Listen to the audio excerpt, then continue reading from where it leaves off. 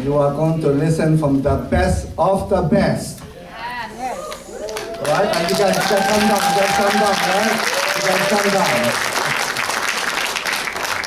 We are going to show you who we are, what we do, and you will listen from the best of the best, as I say, and keep your minds open. The information you receive today may or may not be for you, but for the right person, like myself and tens of thousands of people, it will change your life. So keep your minds open. Take your notebook, keep a pen handy, take some notes, and sit back, relax, and enjoy. WSB Hawaii, I want you to all stand up and get a big, great aloha welcome to one and only our head coach, Mr. Swan Wing.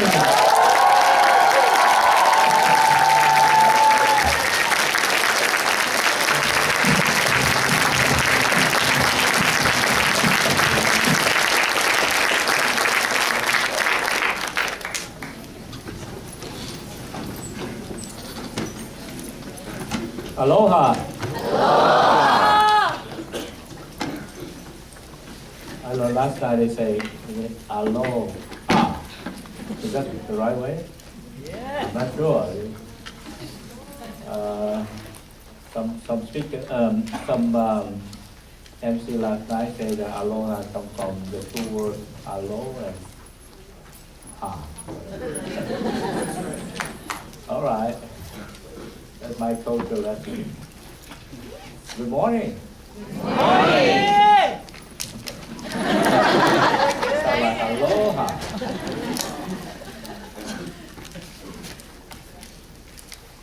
Well, we have quite a few new guests this morning, and I really appreciate you to take the time to be here. Again, my name is Swan Nguyen. My first name is Swan, S-U-A-N.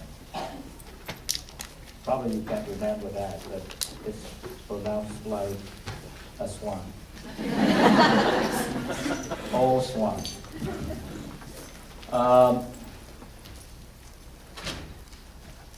In fact, my background is a scriptural worker. I came to this country from Vietnam in 1975, and guess where I resettled? Right here in Hawaii. I come here as a refugee in 1975, and I was able to, my first place to stay was Waianae.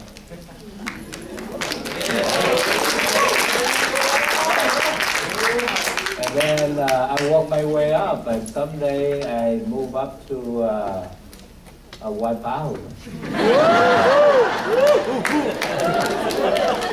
Yeah, I remember in 1975, I came here, I don't have a car, so anything I want to do, I have to get on the bus, and the only shopping center at the time I know is the Holiday Mart.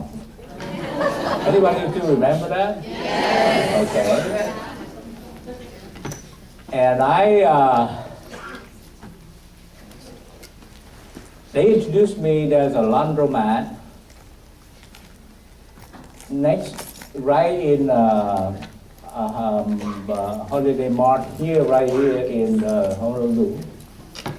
So that somehow as a refugee come here, I thought that that's the only place on the island have laundromat.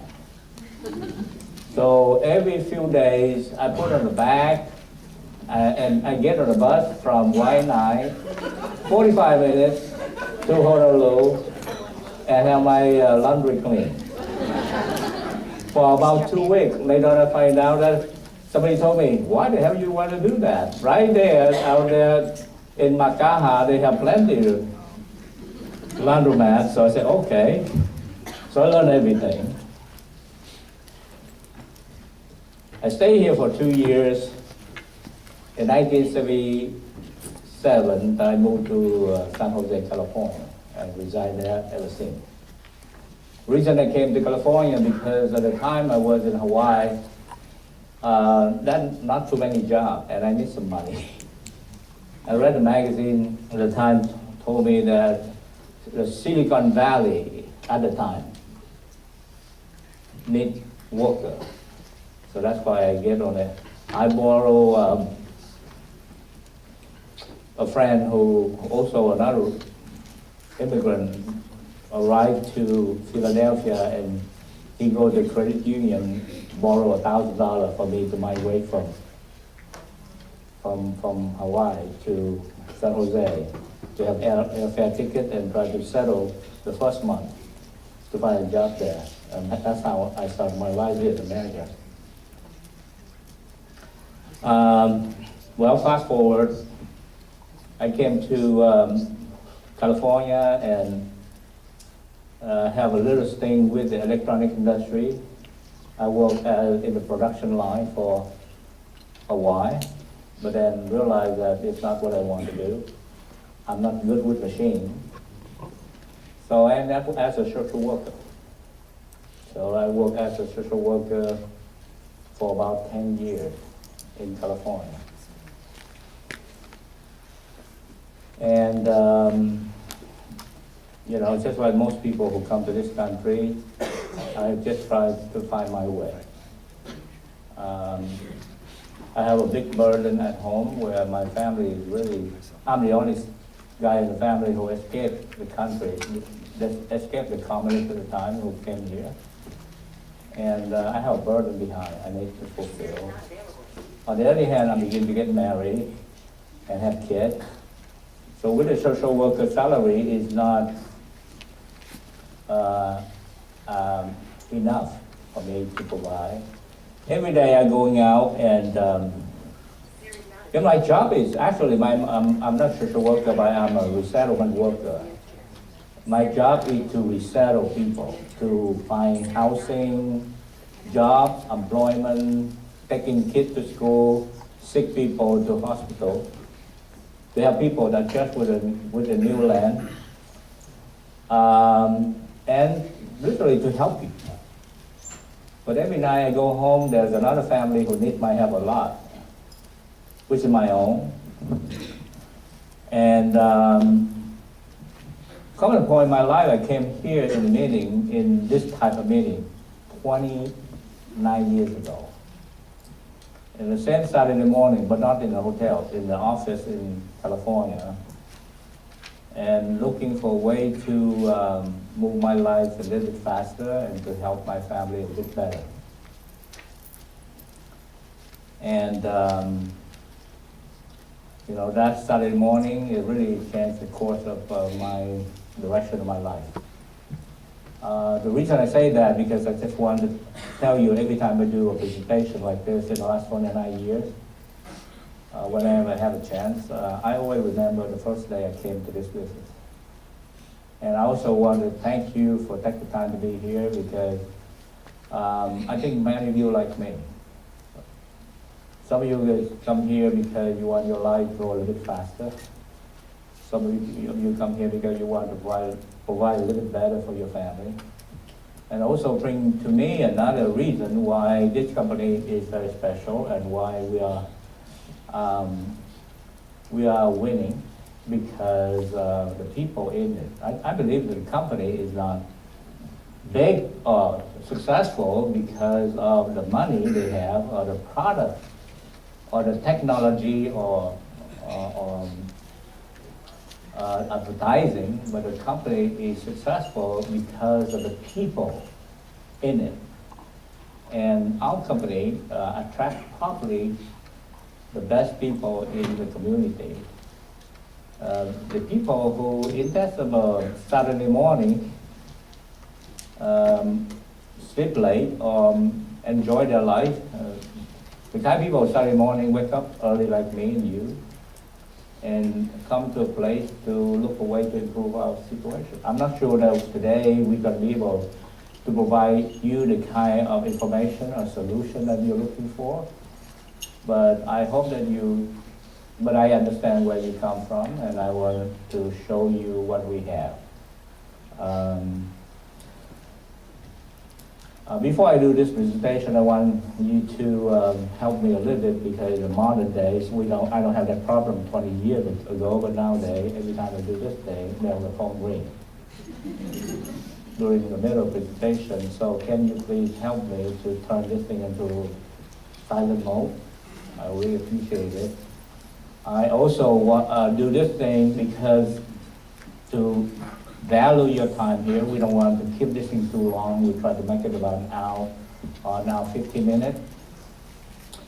And so that you can get out of here and get back home. And since it's a short period of time, I ask you to do some simple thing. It's a very easy thing, is to do nothing. I ask you to just come and just sit and listen. And I don't want you to make any decision. I don't want you to do anything other than just listen. We're going to provide you some information. You look into this thing. If you feel the information we provide to you is of good use to you and you want to look for further information, and you tell the person who brought you here and say, okay, I want to ask for more information. Information I provide you here also is available from our teammate if you want to. They're going to provide you all this information. So if you want to take note, you're welcome. If you're not, we can give you a copy. And another part is that during this short presentation, I'm sure that you're going to have a lot of questions. My advice to you is to hold on to your question because most of your questions will be answered along the way. But toward the end, if you still have some question remain, then myself or my manager will be happy to sit down and give you some more information. Okay? So what we want to talk with you here today is not about company, but actually about industry or the vision of a new industry. And it's very something general, but in fact very specific because as you know right now, we are living in a very fast changing world. The world we live today, the last 10 years changed so fast than more than 20, 30 years ago. And I think the next 10 years will be faster than the last 10, 20 years that we'll ever go through. And every time the situation changes, there's always condition change, and there will be some new solution needed. I remember the first time I came to Hawaii, to this country, you know what I want to see? I asked people here, take me to go see Sears and JCPenney, because from Vietnam, and then I see Sears and JCPenney only in catalog. And what a wonderful place it looked like. I remember at the time, Pearl Ridge is just open. And to see the big shopping mall, and just is amazing. But fast forward now, you know, where is Sears nowadays? Or where is JCPenney and so on? Most likely right now you see Walmart, you see Costco. And those are the new industry of the retailing industry. You know, when I started in the 70s here in this country, if you want to buy hardware, we go to hardware store. If you want to go appliance, you go to appliance store. If you want to buy TV, go to TV store. You want to go buy paint, you go to paint store. About 20 years ago, somebody will have a vision to see that we're not going to need those things. We need a home improvement center. Therefore, we have Home Depot and we have Lowe's, and now you don't have to go to many places anymore. So industry is changing. You know, many years ago, when I come to this country, the best job that as a newly arrived immigrant want to have, it become a postman, working for the post office. I'm glad I didn't. Because Federal Express and UPS is replacing that old industry. How many new industry is been changing and replacing old one? And if we don't understand that thing, we may be on the receiving end or the victim of change.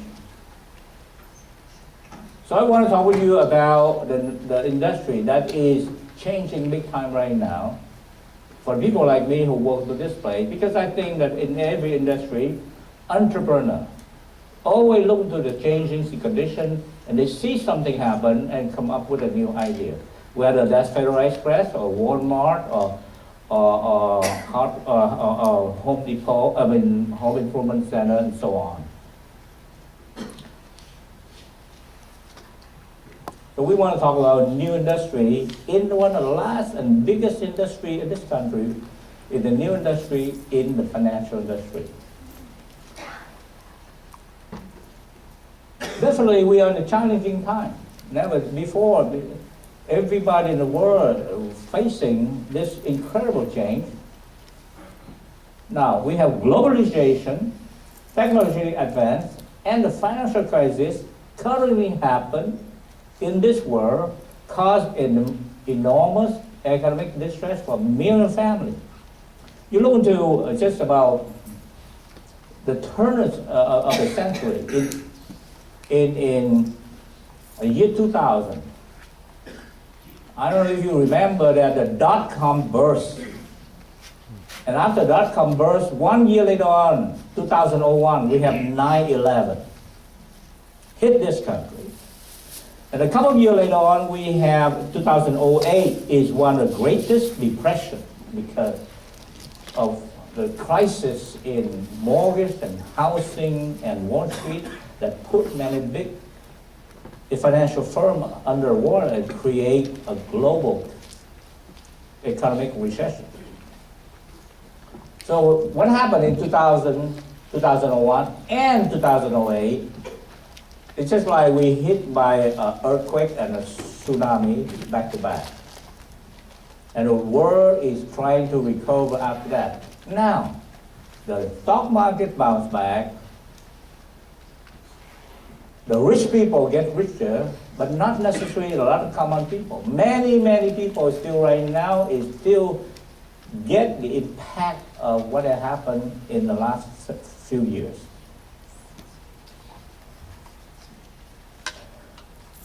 Nowadays, that less saving and pension decreasing is become a normal.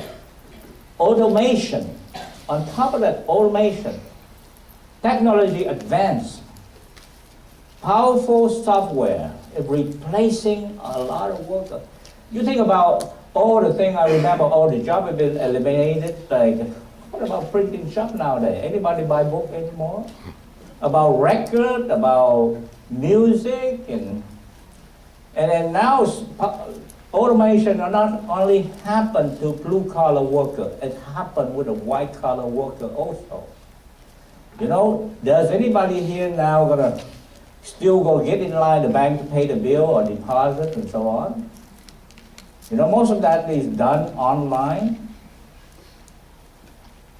And if you're a lawyer, you're a doctor or software engineer, and many of it is done through computer and automation to replace a lot of workers. There's this article I read about a few weeks ago that in the next 20 years, automation would replace about 49% of all the jobs that currently we have right now. So whatever, one out, two of you have job right now, 20 years from now, eventually those jobs that you have will be replaced.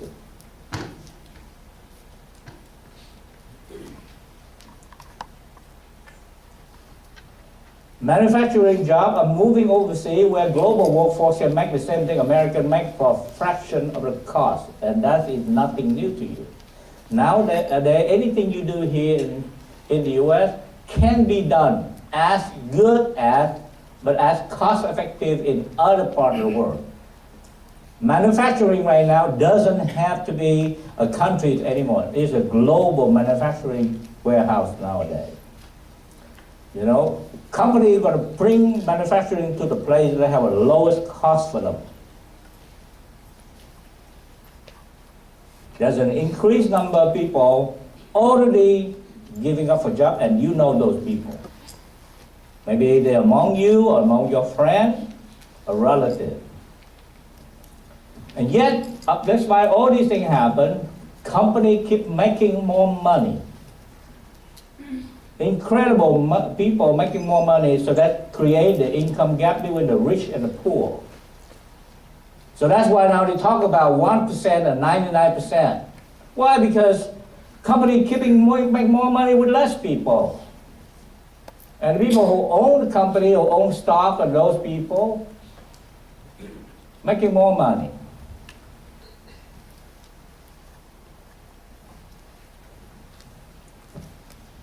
Okay, the second thing, when it comes to America, I learned something.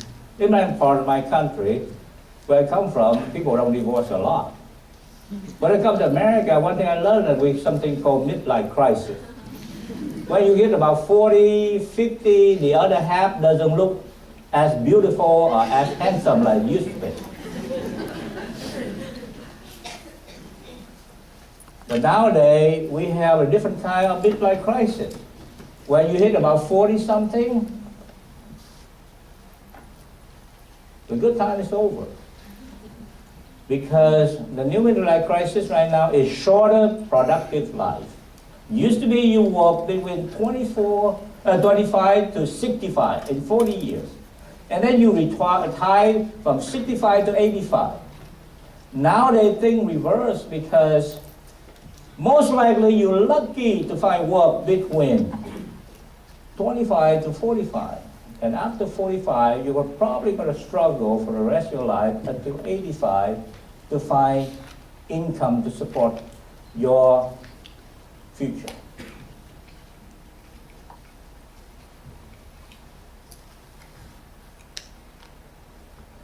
The new midlife crisis is the midlife crisis of uncertainty and insecurity. Because right now there's a thin line between somebody who is employed or unemployed, or underemployed or full-time temp. You're employed today, you may be unemployed tomorrow. And, you know, my own brother in California, he worked for a job over 20 years. One day received a big slip, he's so depressed. Stayed home about 2 weeks, later on received a phone call, there's a company hire him back, working for that temporary company. Get what they said? They sent back him the same job, the same desk, doing the same work. But now he started all over again as a temp worker. Job security is the thing to task, because every time an employed person spends at one particular job is 4.6 years, which means every 4 to 5 years, you're going to change a job. That's a labor statistic. Now you talk about business. What is a small business nowadays? Anything that you think of, from food to fitness to furniture, they're always a franchise. You know, try to open a coffee shop nowadays and try to compete with those coffee chains. Try to open a sandwich shop nowadays. Try to open a furniture store nowadays. Anything that is profitable, there's always somebody come up with a franchise. If you want to sell yogurt, they're going to have franchise. So now you're coming out, you try to open your own business. Try to compete with those guys. With less capital, with less know-how. So most of the time that you have a business is mostly very labor intensive, where you and your wife, your kid, gonna get your work together and try to come up with some little noodle shop or something. And you get yourself there from 10, 15 hours a day, try to make ends meet to pay the rent. But even owning a franchise nowadays is not necessary that you're going to get profit. So now you have a crisis of job, employment, career, and business. You struggle during your 40, your 50. Guess what the next crisis is going to be? Retirement. You know, I believe that the biggest crisis in this country is not global warming or the stalemate in Washington. The biggest crisis that every one of us going to face is that when we're getting old, which is time passes by very quickly, and we have no money. That's a retirement crisis. Because we tend to live too long, and we run out of money. So what is your situation right now? That's what I'm asking myself. That's the reason I get to this business. What are my situation right now?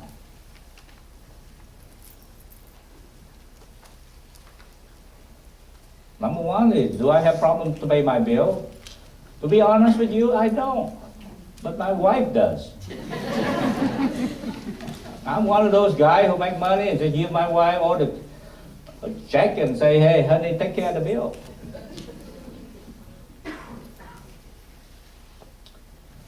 Are you the type of person who think that your job right now or your career will last forever for you? Your boss will reserve that spot for you until you retire? Are you one of the guys like me who go to work in the morning and say this job don't pay, but you still go to work anyway? Are you one of those guys who lay at night, look at your kids and say, man, the shoe I just bought them last month, now it doesn't seem fit them anymore? What about the old couple who sleep nearby and say, why these old people, they're getting old so fast, and why don't they wait for you?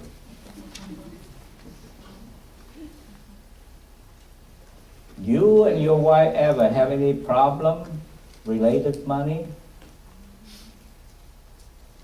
Is life passing you by? Or you still have a lot of hope for your future? I'm not a doom and gloom guy. I just want to tell you that we are very positive people. We're always looking for the better thing. And one of the reasons that we come here to this place, we learned this incredible discovery in the last century, that someone said to us that you can't change your life by just changing the way you think. And I find it so true, because most people, they go through life thinking that they are born in a wrong star, they are very unlucky, they are not talented, they are not worthy, they are too weak, too shy, too frail. Most of the people like that end up become, somehow they end up poor or struggle. And yet there's people who think that, well, I'm going to be successful, life is beautiful for me. Somehow they believe so, and they just keep doing those things until they become successful. And there's a large majority of people who think, well, life's just like everybody else, you know. You know, we will have a job, we're going to pay our bill, and we're going to retire. And there's a lot of people like that, including me, think that I'm happy here in America, and one day I'm going to be able to retire just like everybody else. So for those people like me, are going to become average and ordinary people. So when you come to this business, I realize that that's the way you think. If I think I'm average, I'll be average. Why don't I try to change my thinking? And yet I find a lot of people who think very negative, very down, and very sad. They're always sad all the time.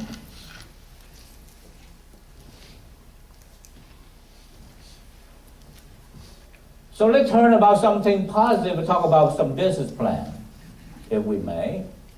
Is that We want to talk about building the new industry. When you talk about building the new industry, the first question is about supply and demand. Do we have the market for this? Now, you know that the financial crisis create a lot of people in crisis. Because of the crisis, with high debt, poor saving, lost pension, people want to learn how money works. People want to rebuild the financial foundation. That means that we have an incredible search on the people of the client. You know, I do this business for almost 30 years. Many years back, when this country was quite optimistic before the 2000, you know, stock keep rising up, everybody said like to make money, the people keep spend, so everybody happy. But then after a lot of crisis, financial crisis, people losing money, nowadays they begin to think about careful with their money. They think about saving their money. So that's why people begin to, a lot of them want to look into how to build up their financial future. So we have a lot more clients. Also, because of the stressful job, a lot of career trap or career is disappearing, and a lot of struggling business,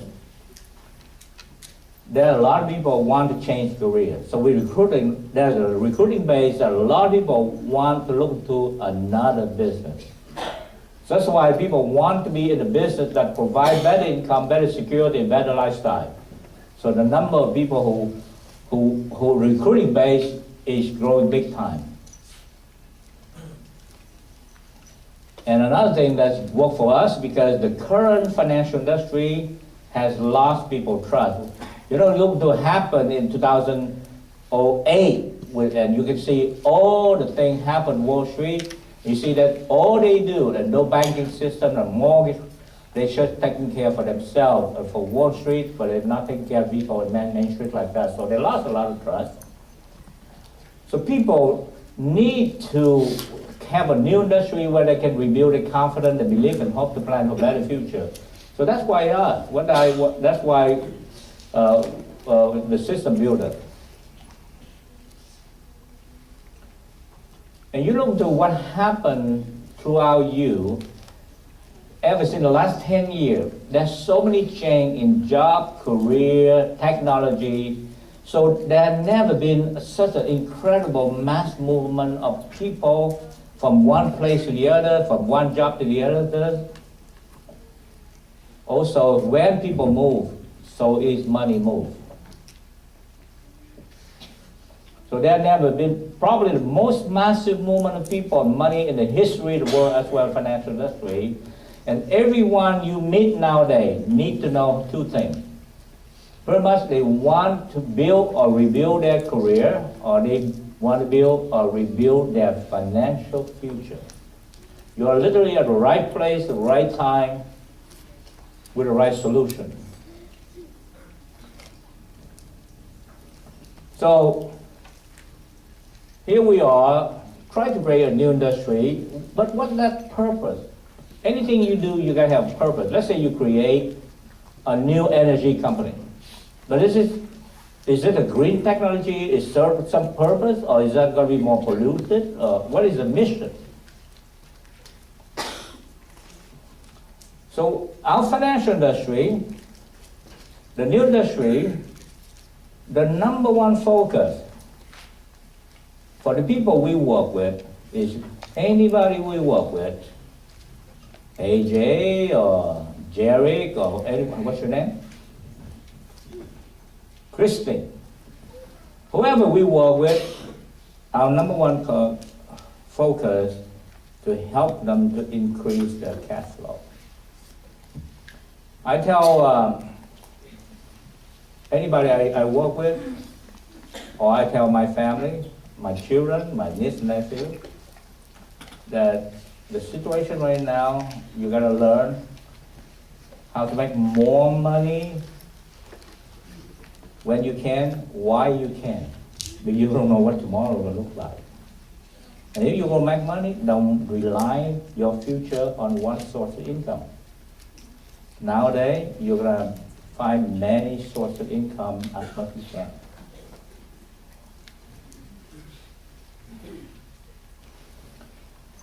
It's not like you go to find a good job and then you stay until you retire 65, like some union job. Number two, you gotta learn how to cut down all your expenses. It's not how much you earn that counts, it's what you keep. When it comes to this country, I find that nobody saves.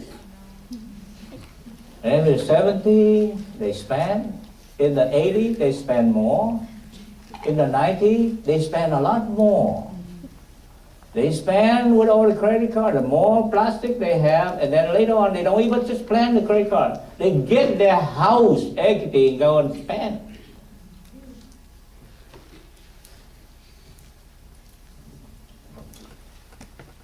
But now, they spend their way to bankruptcy, to high debt. So that people begin to wake up the fact that we gotta learn how to save. This is the country we make a lot of money, and yet we have more problems with money than anybody in the world.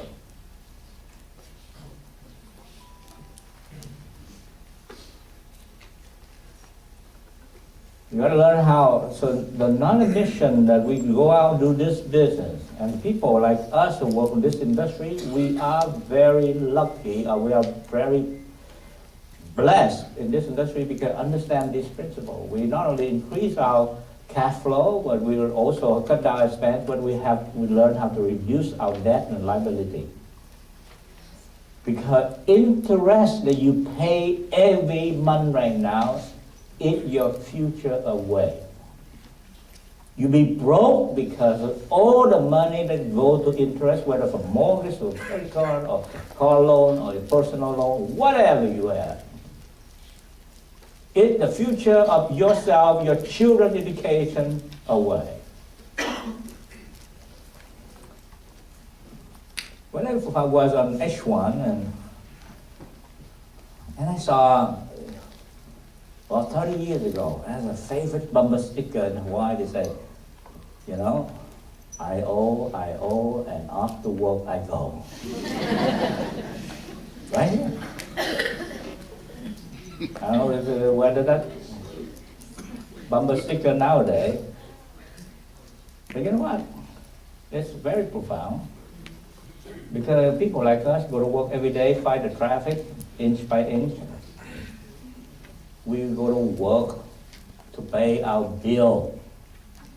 We go to the office at 8 o'clock in the morning to work for a boss and take money from that boss to pay for the real boss, who is your mortgage banker, your credit card, your loan, all things.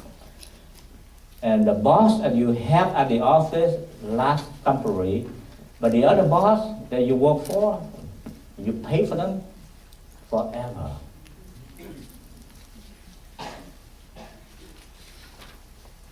The mission of new industry is that you got to understand how money works. Most people, especially people in Hawaii, I live here, I know, people work one job, two jobs. They work very hard. Some family work 3 jobs. Some family work 4 jobs. They work hard. They know how to work for the money, but none of them know how much money working for them. So that's why they keep working for the money all the time.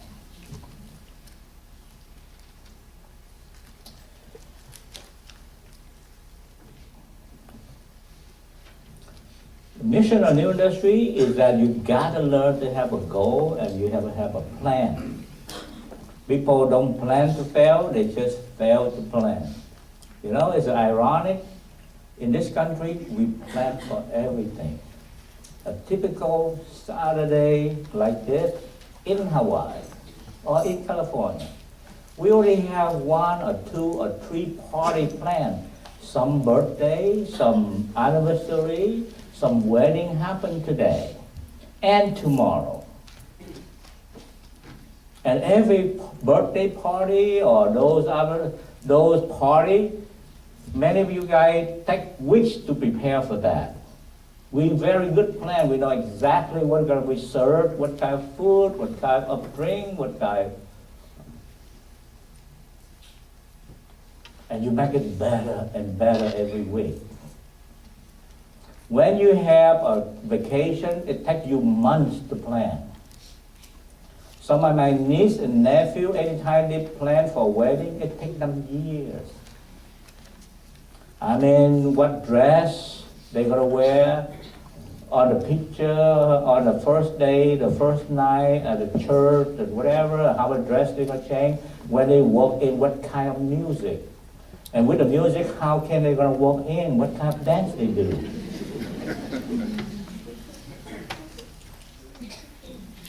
People in this country, they are very good on planning on how to spend the money.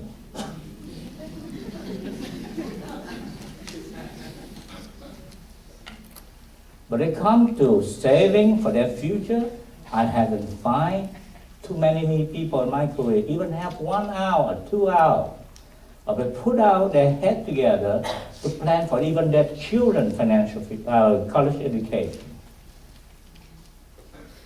But parents spend year after year plan for birthday party, but never. When they have come to college funding, no plan. Or just go to the bank and open a $50 passbook savings. You see anybody who have raised a kid with all the beautiful clothes, all the toys, all the great things during elementary and high school, and by the time they get to college, and they failed to pay for the college of their choice. You see how many people have been living wonderfully during their younger years, but by the time they're getting old, they turn around and look into what they have, which is next to nothing.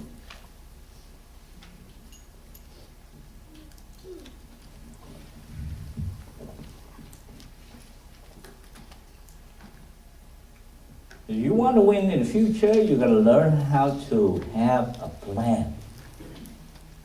And the reason people plan a lot on those party, wedding, because they know how to. They know how to spend the money. They know how to do those stuff. But people would never plan on children's education or their retirement because they don't know how to. So you only plan when you know. But it's time for you to know those stuff, because you make money all your life, but you never learn how to plan to skip some. And it's not about you, but your family, your friends, the people around you. And last but not least is to embrace change and expect to succeed. In fact, actually, it's wonderful if you understand the number 6, because the world is changing. And when a lot of people are confused, you are clear. When people have no goal, you have a goal, and you have a plan. If people is not focused, distractful, you know exactly what to do. So when people is in this day and age, when they are not certain and you're more certain, you come out ahead. Then you can control your future or win in the future. So let me talk about, now financial literacy, let's talk about how money works. And a lot of things we can learn about this industry, but it just show you the first page of this business in the next few minutes. I just give you some concept. But even though I'm not a very financial guy, but my first exposure to this thing and understand the principle of what they taught me in the early day changed my life. So let me talk with you about the wealth formula. In my social worker world, the word well is not exist. But when it comes to this business, I learned that not only you can talk about wealth, but you can build up wealth, because if they have a formula for you to do that. Literally, that you have money and you give up enough time, you give up a rate return, but be careful because rate return can be plus or could be a loss, a minus. And you minus inflation, which has always happened on average in this country for the last 50 years, is average about 3% plus, which means $100 you have today will only worth 97 next year. And minus taxes, what you have left is your wealth, or you can call it your saving or your investment if you want. So first of all, where's the money? Yes, you do have money. When I see this formula, I just wonder where the money comes from, and they just tell me, son, think about 10 years ago.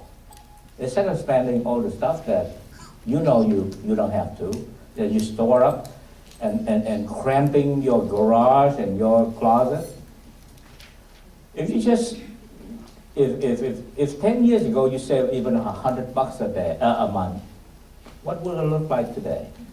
Does it make sense? Because many of you know that if you can be able to save $100 10 years ago, can you imagine how much you're going to have today? Or 20 years ago? So it's not that we talk about $10,000, $100,000, $1 million that you have to save. You talk about maybe a few bucks a day, that you don't buy the wrong thing.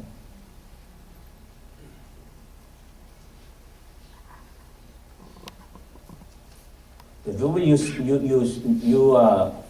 you cut a latte, even nowadays a pack of cigarettes is what? $10? Quit smoking. You have $300. Save it. If you quit smoking and don't drink latte, you save like $15.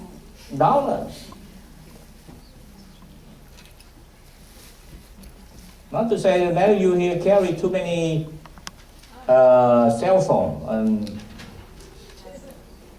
and stuff, and Wi-Fi and so on. Now let's talk about S-curve. Now you have wealth. This is the wealth curve.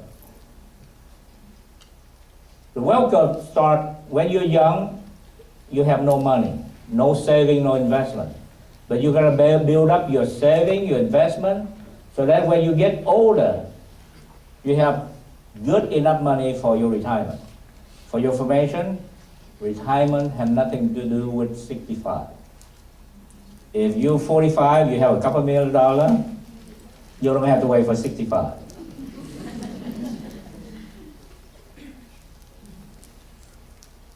But when you're young, you have high responsibility. But your responsibility will decrease when this one increases. Give you an example. I bought a house in California way back before I started this business. And people come to my house, warming party, and say, congratulations, just own a new house, one. I say, no. I don't own a house. The bank owns my house. I own the mortgage. I have a mortgage of $300,000. That is my responsibility. Unless I pay off this mortgage, I don't own my house. Now I understand that monthly payment mortgage, the large majority of that go to interest, and very little go into the principal. So since I understand about the S-curve, I got to load it up on these principles, which means I put more money into that monthly payment to pay into the principal. So as that pay into that principal, one day, I have $50,000 in here. My mortgage at the time dropped from 250 down, from 300 to 250. When I have 100, my mortgage only have 200. When I get to 150, I'm halfway. When I get 200, I am about to pay off. I only have 100,000 mortgage balance. And soon I pay off my mortgage, $300,000. I own my house free and clear. Understand the H-curve, save my house. Why?